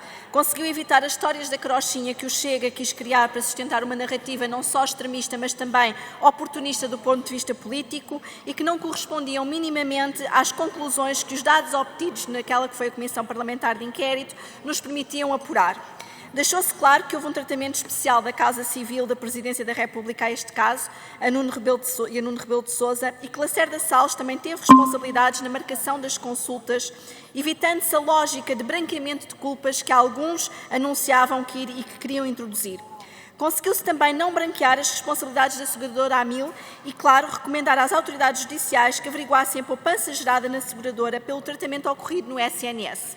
Pois sabemos bem os recursos que isto implica para Portugal e também para as famílias que esperam e aguardam, não só por consultas, mas por um SNS que seja justo e de acesso igualitário para todas as pessoas. Mas não podemos deixar de esquecer que também por proposta do PAN é este relatório que se expôs a fragilidade dos mecanismos da transparência e com isso evitar também situações como estas no futuro para que haja um mecanismo de transparência das agendas, quer do Governo, algo que deveríamos ter assegurado nesta legislatura através da lei do lobbying e que falhámos ao não conseguirmos regulamentar. Muito obrigado, Sra. Deputada. A próxima intervenção é do Grupo Parlamentar do Partido Socialista. Até 6 minutos. Tem a palavra o Sr. Deputado João Paulo Correia.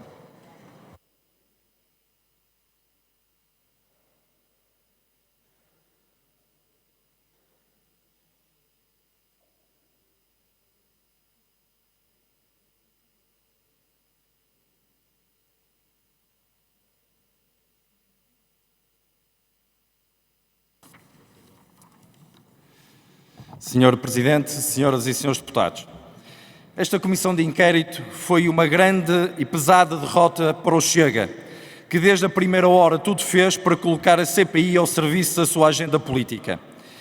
Em primeiro lugar, a deputada relatora, a senhora deputada Cristina Rodrigues, furtou-se ao diálogo mínimo com os deputados dos outros partidos, ainda antes de concluir a proposta de relatório que lhe estava confiada pela Comissão de Inquérito, ao arrepio do que seria politicamente recomendável e do bom senso da prática parlamentar. Em segundo lugar, a deputada relatora e o seu partido quebraram o princípio da isenção imposto pela Lei dos Inquéritos Parlamentares. A deputada relatora, ao fazer uma apresentação pública ao lado do seu líder partidário, através de uma conferência de imprensa inédita e desprestigiante para a figura dos inquéritos parlamentares, permitiu que o Chega se apropriasse da proposta de relatório. Em terceiro lugar, a proposta de relatório apresentada pelo Chega estava dominada por um conjunto de conclusões especulativas, sem adesão aos factos apurados. Sem margem para outro desfecho, a proposta de relatório do Chega foi reprovada com um voto contra dos deputados de todos os outros partidos, a quem coube viabilizar um relatório final com conclusões que respeitassem os factos apurados. Senhoras e senhores deputados, os deputados do Partido Socialista pautaram a sua intervenção pela ausência de partidarite e sem julgamentos e sem pré-julgamentos de ninguém, na busca de responsabilidades irresponsáveis que tivessem prejudicado o interesse público. Fizemos-lo nas audições e na documentação requerida. Fizemos-lo nas vezes que tivemos de erguer a voz contra as tentativas de instrumentalização da CPI por parte do Chega, quer no recurso abusivo ao direito potestativo, quer na interpretação desmedida da equiparação das comissões de inquérito às autoridades judiciárias. Fizemos-lo, acima de tudo, nas conclusões apresentadas, construídas na factualidade apurada, razão pela qual foram aprovadas 22 das 26 conclusões apresentadas pelo Partido Socialista. Senhoras e senhores deputados, a atribuição da nacionalidade demorou aproximadamente 6 meses, um prazo normal em comparação com processos do mesmo consulado, decorreu sem qualquer interferência externa e cumpriu todos os trâmites legais. As crianças tinham direito a aceder ao SNS. Não poderia existir uma lista de espera, nenhuma criança ficou sem tratamento. O preço concreto do medicamento foi sendo negociado ao longo do tempo, tendo ficado substancialmente abaixo dos 2 milhões de euros cada. As diligências levadas a cabo por Nuno Rebelo de Sousa, junto aos órgãos de soberania, são a origem deste processo. Intercedeu e atuou de forma insistente junto do Presidente da República, da Casa Civil, do Secretário de Estado da Saúde e do Hospital Lusíadas em Lisboa, em busca de uma ajuda maior para que as crianças fossem tratadas no SNS com medicamentos Zolgensma. Juliana Rebelo de Sousa, ponto de contacto entre os pais das crianças e Nuno Rebelo de Sousa, era agente de uma seguradora, uma das mais destacadas empresas da Câmara Portuguesa de Comércio de São Paulo, na altura liderada pelo marido. Essa empresa era parceira comercial da seguradora brasileira Amil, onde os seguros de saúde das crianças foram contratados. A Amil estava a suportar o tratamento das crianças com o medicamento Spinraza, conforme sentença emitida pelo Tribunal de São Paulo, e à época era detentora de participação social no Grupo Lusíadas Saúde, onde foram marcadas as primeiras consultas das crianças em Portugal. Sobre esta matéria em concreto, uma vez que os meios da CPI se revelaram insuficientes para apurar e esclarecer uma eventual intervenção da seguradora Amil e dos seus representantes, isto é, uma eventual atuação com o propósito de gerar poupança no tratamento das crianças, a que estava obrigada a suportar pela justiça brasileira, pelo facto das mesmas passarem a ser tratadas em Portugal, o seu cabal apuramento só poderá ser efetuado pelas autoridades judiciais competentes, caso assim se entender. Existiu uma intervenção especial da Casa Civil da Presidência da República, embora não tenha sido identificado qualquer tipo de ilegalidade. O relatório de IGAS revelou-se incompleto, deixou de fora a atuação da Casa Civil do Presidente da República e dos médicos do Hospital Dona Estefânia. Foi também concluído que pela maioria da CPI, que o Secretário de Estado da Saúde deu uma instrução direta e clara à sua secretária para solicitar a marcação da consulta. Esta conclusão, como sabe, teve a oposição dos deputados do PS, pelo facto de a única prova não contrariada era de que a Secretaria de Estado tinha sinalizado o caso clínico das crianças do Hospital Santa Maria através do envio de um mail. Senhoras e senhores deputados, a dificuldade de última hora trazida pelo Chega foi ultrapassada pela CPI, que desta forma soube prestigiar a Assembleia da República, contribuindo para a relação de confiança que os portugueses depositam nos inquéritos parlamentares e nas instituições democráticas. 2 palavras finais. Ao Presidente da Comissão, ao deputado Rui Paulo Sousa, que pautou a sua atuação com espírito colaborativo e cordialidade. Uma segunda palavra aos assessores da Comissão dos grupos parlamentares e aos jornalistas que acompanharam de forma empenhada e irrepreensível os trabalhos do inquérito ao longo dos meses. Obrigado.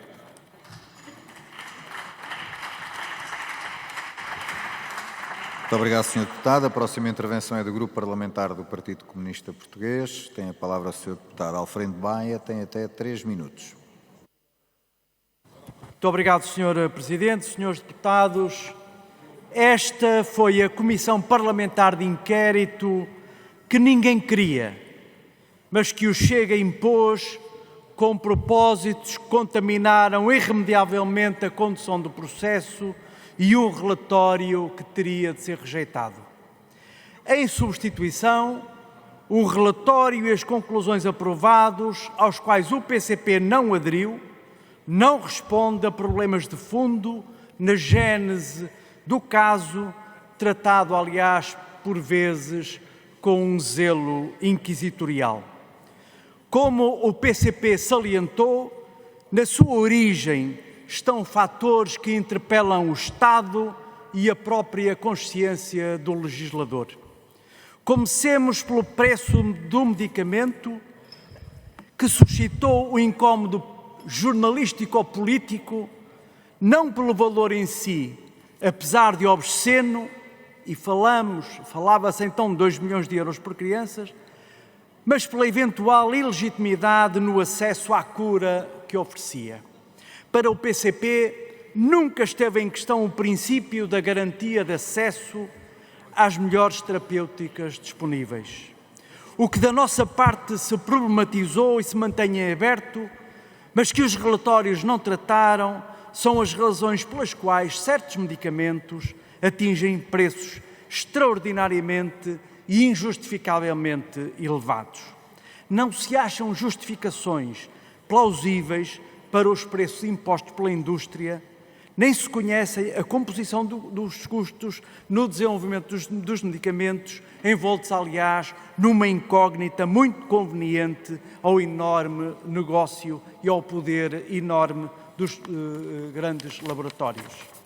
Tampouco são conhecidos ou escrutinados os custos e a percentagem da investigação fundamental e aplicada, suportados por fundos públicos, ou os reais investimentos da indústria e o prazo razoável para a respectiva remuneração.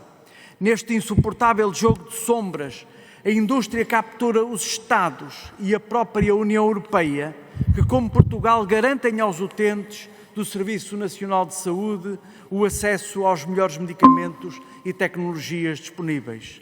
Além de imporem os preços que entendem, condicionam a celebração de contratos a cláusulas de confidencialidade sobre valores e condições de pagamento. Trata-se de negociações opacas ao escrutínio público e de impossível, ou pelo menos muito difícil, comparação transparente com acordos noutros países, impedindo, um pequeno país como Portugal de aceder a terapêuticas em condições idênticas à de Estados maiores.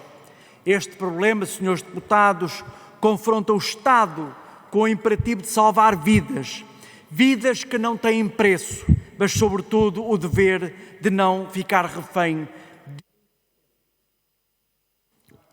Muito obrigado, Sr. Deputado. A próxima intervenção é do Grupo Parlamentar do Bloco de Esquerda. Até 3 minutos. Tem a palavra a Sra. Deputada Joana Mortágua. Muito obrigada, Sr. Presidente, Senhoras e Senhores Deputados.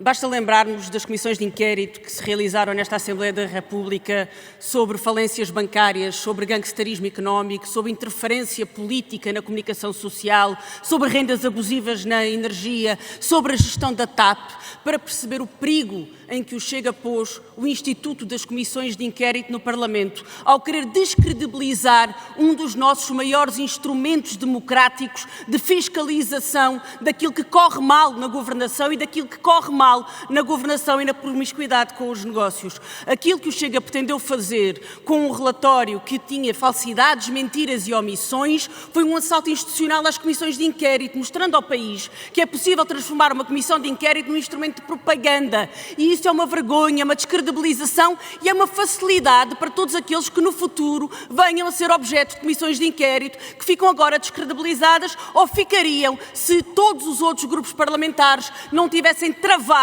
aquele relatório de falsidades e de mentiras. A segunda coisa que este relatório ou esta tentativa do Chega mostra é a sua veia inquisitorial.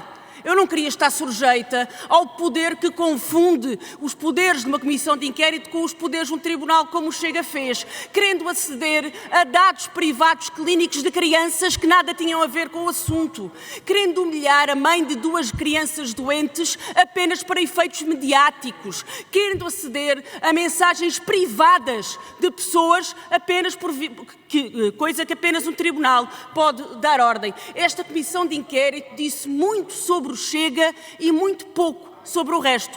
O Ministério Público vai aprovar a conclusão que aqui tiramos. É que o filho do Presidente da República interferiu junto ao Secretário de Estado, Lacerda Salles, para que se realizasse a consulta. Vai também confirmar aquilo espero eu, que aquilo que concluímos, que estas crianças tinham direito à nacionalidade, que estas crianças tinham direito a aceder ao SNS, que estas crianças tinham direito ao medicamento e que não ultrapassaram ninguém no acesso ao medicamento. Tudo o resto é uma forma do Chega descredibilizar a Assembleia da República. Senhoras e senhores deputados, uma última nota.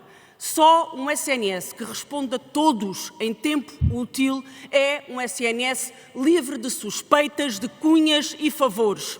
Há um comportamento eticamente reprovável, existe, na forma como este processo foi conduzido, mas é defendendo o SNS para todos e o seu acesso para todos que nós também defendemos o SNS deste comportamento eticamente reprovável, de abusos, de cunhas e de favores que não podem existir.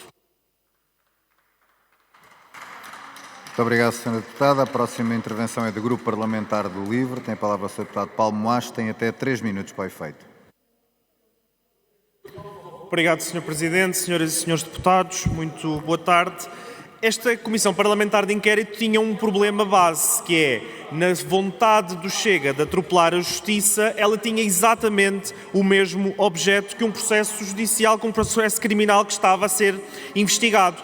E é óbvio que isso limitou os trabalhos da Comissão. Se os senhores deputados quiserem continuar a conversar. E é óbvio que o processo criminal a correr limitou os trabalhos da Comissão, como também limitaram os pareceres que foram pedidos e que todas as vezes que foram pedidos não deram razão ao Chega, porque o Chega queria extrapolar completamente os poderes da Comissão Parlamentar de Inquérito, queria ter poderes completamente absolutos para investigar quem quisesse, para aceder a todas as comunicações que fossem possíveis, e ainda bem que isso não foi permitido. Porque esta forma de tentar passar os limites, tentar passar por cima de qualquer regra e de qualquer limitação é extremamente perigosa. Esta CPI, como já aqui foi dito várias vezes, ela começou por vontade do Chega, já com as conclusões tiradas, e isso foi muito óbvio para todos desde o início. E o relatório final que foi apresentado pela relatora foi só o exemplo mais acabado disso mesmo. Desde a apresentação do relatório com um líder parlamentar, com um líder partidário ao lado, fazendo crer à opinião pública que aquilo se tratavam das conclusões da Comissão, quando não eram, até um relatório que estava pejado de conclusões completamente fantasiosas, de factos importantes que eram completamente desconsiderados e de citações truncadas. E, portanto, em boa hora foi chumbado por todos os outros grupos parlamentares. No final de todo este trabalho, no final destas dezenas de audições, destas dezenas de reuniões que a Comissão Parlamentar de Inquérito teve, a verdade é que toda esta cruzada quixotesca do Chega acabou por ser uma montanha a parir um rato. Porque nós não ficámos a saber praticamente nada de novo daquilo que já sabíamos no início. Não ficámos a saber praticamente factos novos que nos permitissem tirar algum tipo de conclusões que senão aquilo que as investigações jornalísticas já tinham mais ou menos demonstrado e os factos já indiciavam que sim, que terá havido uma intervenção do filho do Sr. Presidente da República, que sim, que terá sido o ex-secretário de Estado, Lacerda Salles, a pedir a marcação da consulta, mas para além disso, nada mais nós conseguimos apurar. Entretanto, passámos estes meses todos, o Parlamento ocupado com esta temática, o Chega a tentar demonstrar à força toda as suas conclusões, a tentar no fundo passar culpas e envolver toda a gente e mais alguma possível neste caso, e no fim foi mesmo uma montanha que paria um rato. Obrigado. Muito obrigado, Sr. Deputado. A próxima intervenção é do Grupo Parlamentar do CDS-PP. Tem a palavra o Sr. Deputado João Almeida, tem até 3 minutos. Muito obrigado, Sr. Presidente, senhoras e senhores deputados. O instrumento dos inquéritos parlamentares é um instrumento fundamental numa democracia moderna e já permitiu no Parlamento português, ao contrário do que muitas vezes é a percepção tida de fora, fazer apuramento de factos e de responsabilidades em muitos casos complexos e já permitiu, em vários deles, que o Ministério Público depois viesse, com base nos trabalhos desenvolvidos pelo Parlamento, a fazer aquilo que lhe compete, que é o trabalho de preparação de uma acusação que depois venha a ter o seu curso também em processo criminal. E, portanto, é muito relevante que nós nem desvalorizemos o instrumento dos inquéritos parlamentares e os direitos potestativos que estão associados aos inquéritos parlamentares, porque os inquéritos parlamentares também só têm essa dimensão se for possível às minorias usarem-nos em alturas em que, obviamente, as maiorias os chumbariam e não permitiriam o apuramento desses factos e, portanto, que não se ponha em crise a possibilidade das minorias poderem aprovar e promover processos de inquérito parlamentar. Por outro lado, também, não se pode pôr em crise a credibilidade dos inquéritos parlamentares utilizando um direito potestativo para desenvolver uma narrativa e para conseguir transformar em supostos factos aquilo que são, com a maior das benevolências, suspeitas legítimas. E, portanto, aquilo que aconteceu neste processo foi a utilização legítima do instrumento parlamentar, mas, do nosso ponto de vista, uma utilização que depois teve uma concretização que não dignificava o trabalho dos inquéritos parlamentares. Porque, na primeira versão do relatório da Sra. Deputada Cristina Rodrigues, que cumprimento e a quem respeitamos, apresentamos, obviamente, o nosso reconhecimento pelo trabalho, a versão que era apresentada não correspondia àquilo que efetivamente foi possível apurar nos trabalhos da Comissão Parlamentar de Inquérito. Eu acho que qualquer inquérito parlamentar termina com cada um dos membros que participou a ter muito mais convicções do que aquelas certezas que podem ser expressas num relatório.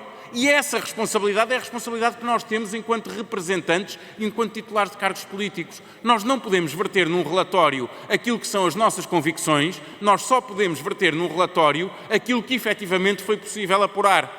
E isso implica um trabalho que tem de ser feito na elaboração de um relatório, de também auscultar todos os outros deputados que participaram no inquérito parlamentar, para que seja possível tirar conclusões que sejam conclusões efetivamente sustentáveis. Não aconteceu isso. Foi possível aprovar, e cumprimento o Sr. Deputado António Rodrigues por isso, um relatório alternativo que é um mínimo denominador comum. Obviamente eu tenho mais conclusões do que aquelas que estão no relatório, mas obviamente essas não são conclusões da Comissão, são aquelas com que eu fiquei e que obviamente não permitem juntá-las ao relatório. Cumprimento também o Sr. Deputado Rui Paulo Figueiredo, porque presidiu de forma, Rui Paulo Sousa, por ter presidido de forma exemplar aos trabalhos da Comissão, todos os funcionários da Comissão. Foi possível apurar muitos factos, esperemos que eles tenham consequência na Justiça.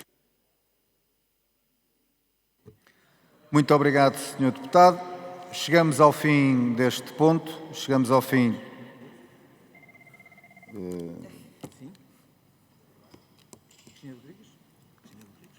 Temos então ainda mais uma inscrição. Tem a palavra a Sra. Deputada Cristina Rodrigues, do Grupo Parlamentar do Chega. Tem até 1 minuto e 59 segundos.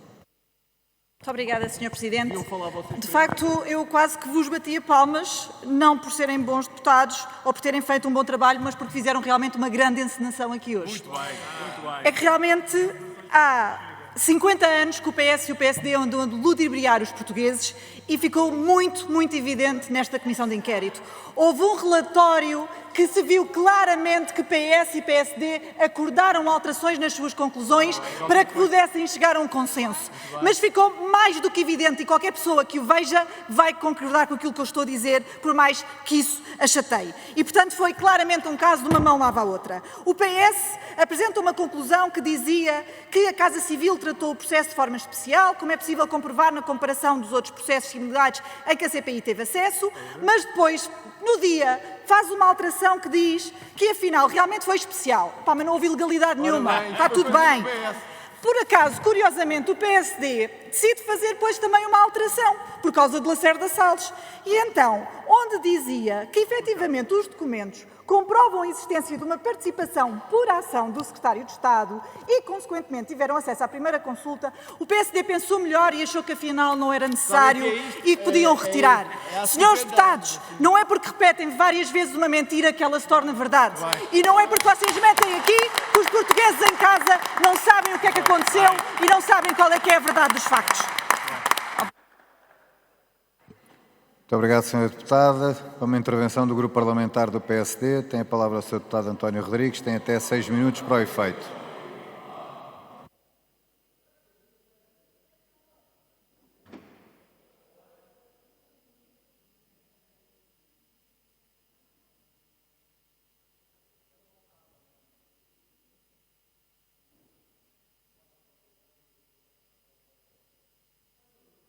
Sr. Presidente, senhoras e senhores deputados, regresso aqui agora na condição de deputado do PSD da Comissão Parlamentar de Inquérito. E começo por dizer que, felizmente para o país, a verdade do Chega não é nem a verdade dos factos, nem a verdade de todos nós que somos protagonistas deste panorama político que é tentar encontrar, dentro de uma Comissão Parlamentar de Inquérito, algo que tenha um objeto e uma finalidade.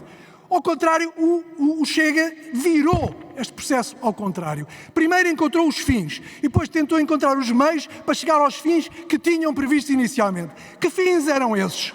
Eram alvos postos nas costas de titulares de cargos políticos em Portugal.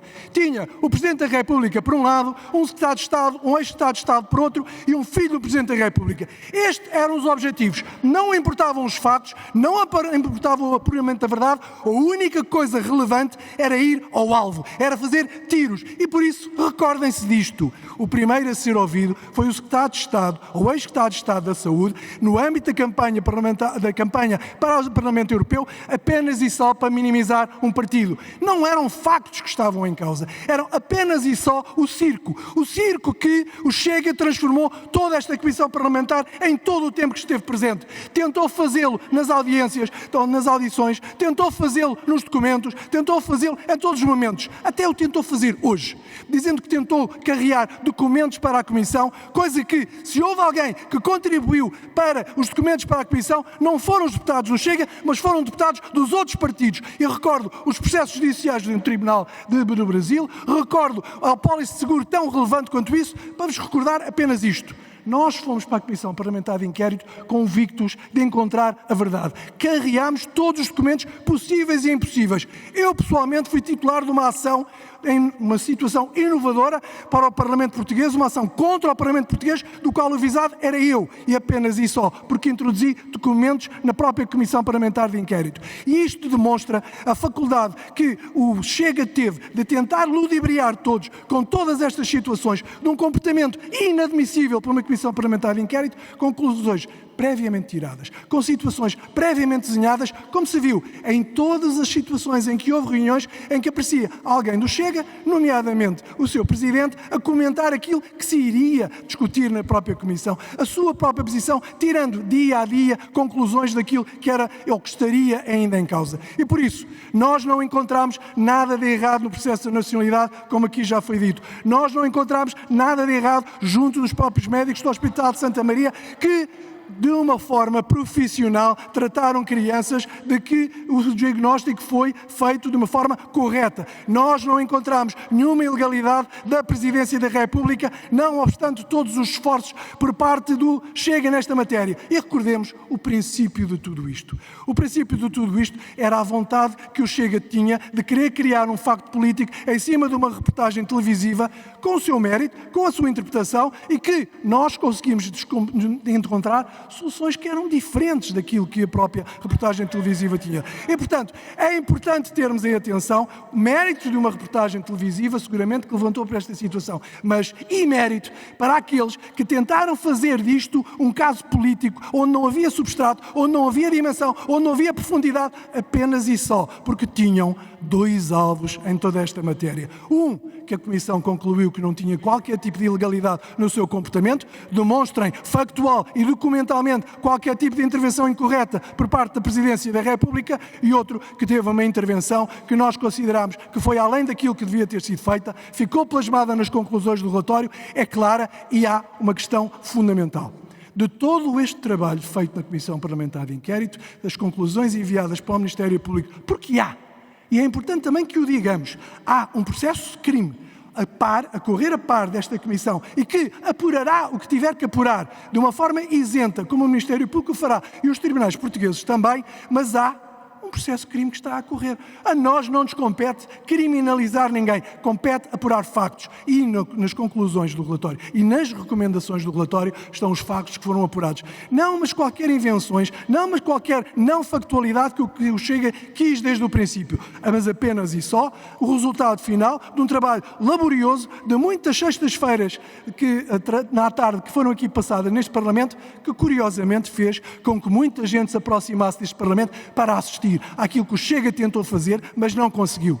E é importante que se diga que de tudo aquilo que hoje se conclui, E como já aqui foi referido, são as comissões parlamentares de inquérito que saem de alguma forma beliscadas. Porque agora precisamos de construir todo um espaço, precisamos de reconstruir toda uma narrativa junto às próprias comissões parlamentares de inquérito, para que eles não sejam única e exclusivamente instrumentos de um partido ou de alguns deputados para se tentar encontrar um fim que já está definido desde o princípio. E é bom que façamos também aqui uma reflexão principalmente sobre as comissões parlamentares potestativas.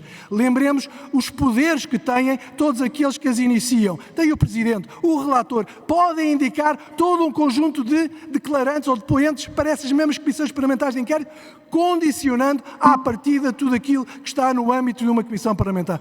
É bom que reflitamos sobre isto, porque se queremos tirar a dimensão acusatória e dirigida por parte de uma comissão parlamentar de inquérito, se lhes queremos voltar a dar a dimensão que elas tiveram no passado e que já aqui foram referenciadas como relevantes, tratemos as comissões parlamentares de inquérito com as dignidades que elas devem ter politicamente neste Parlamento e deixemos ao Ministério Público, aos tribunais, tudo aquilo que é apuramento da verdade, dos factos, por aqueles que o sabem tratar, não como agenda política, mas como uma agenda que se pretende que seja real e que as conclusões correspondam aos factos. Esta comissão de inquérito conseguiu fazer isto no final, mas não foi por obra do Chega, antes pelo contrário, foi por obra e graça de todos os outros deputados que souberam dignificar o Parlamento.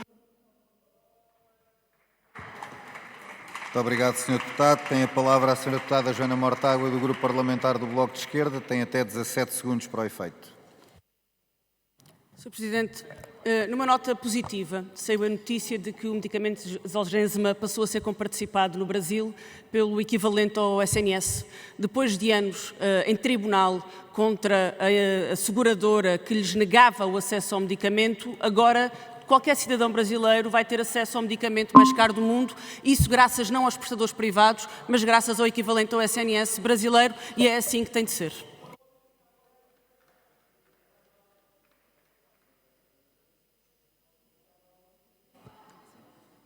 Intervenção do Grupo Parlamentar do Chega. Tem a palavra a Sra. Deputada Cristina Rodrigues. Tem até 32 segundos para o efeito. Muito obrigada, Sr. Presidente. Eu queria só dizer que não é culpa do Chega que haja governantes ou titulares de cargos políticos dos partidos, alguns partidos aqui representados que não sejam nossos. E, portanto, se há políticos que estão envolvidos, a culpa não há de ser do Chega. E, portanto, uma comissão parlamentar de inquérito é para isso mesmo, é para verificar a responsabilidade de políticos que tenham interferido de uma forma errada, que aqui aconteceu, evidentemente. E, portanto, da vossa parte, aquilo que ficou claro é que nunca quiseram a verdade, quiseram sempre proteger os vossos, sempre proteger os vossos e queriam atacar o Chega. Não conseguiram.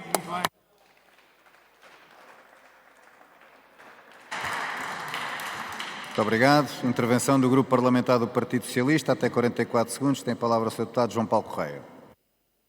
Obrigado, Sr. Presidente.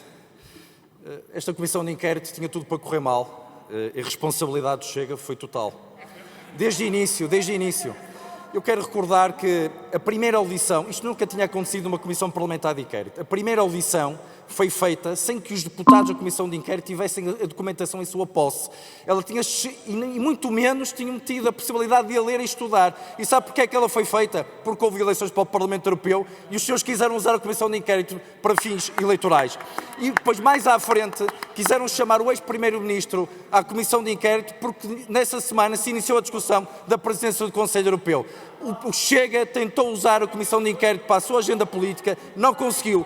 E foram os outros partidos que salvaram o instrumento, o Instituto do Inquérito Parlamentar. Obrigado. Muito obrigado.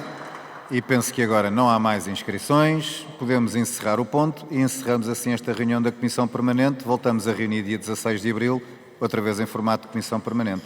Muito obrigado e boa tarde.